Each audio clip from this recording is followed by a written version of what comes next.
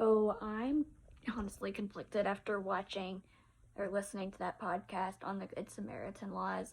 Um, the thing that really surprised me the most, I'd have to say, was the loopholes they found in charging that guy. Like, I really thought that the Good Samaritan law would protect them from getting charged with anything since they called 911 on a person who was overdosing. And then all of them still ended up with like 10 felonies for something else. So I was kind of shocked that there were loopholes that were that easy to find. And looking through the Good Samaritan laws in my state, Tennessee, it looks like they're pretty similar to Kentucky's, in that basically it only grants you immunity from like violating a restraining order, simple possession, and like casual exchange is how they phrase it. So I guess like if I had some heroin like to share with a friend, I wouldn't get charged with that. But I think if I overdosed and I had enough heroin and it was like looking like I was gonna sell it to everyone in Nashville, then I think I could get charged with like intent to sell. So that really shocked me knowing about the loopholes, but it also doesn't it surprised me, but it doesn't in the same excuse me, no.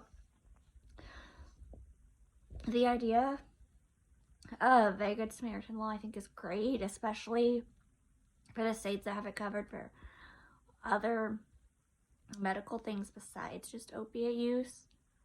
Because like I myself, even though I do not take any narcotics prescribed or otherwise, like I myself, having worked in addiction and still working in mental health, carry Narcan, and I myself have had to provide like emergency first aid on the side of an interstate, not for immediate obvious drug reasons, it's for a medical thing.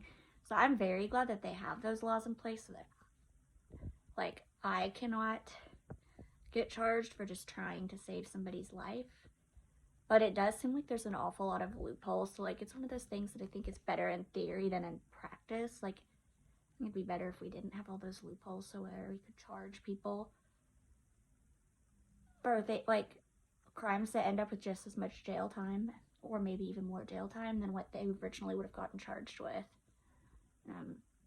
Yeah, there definitely needs to be some improvement as far as how the Good Samaritan laws are enacted.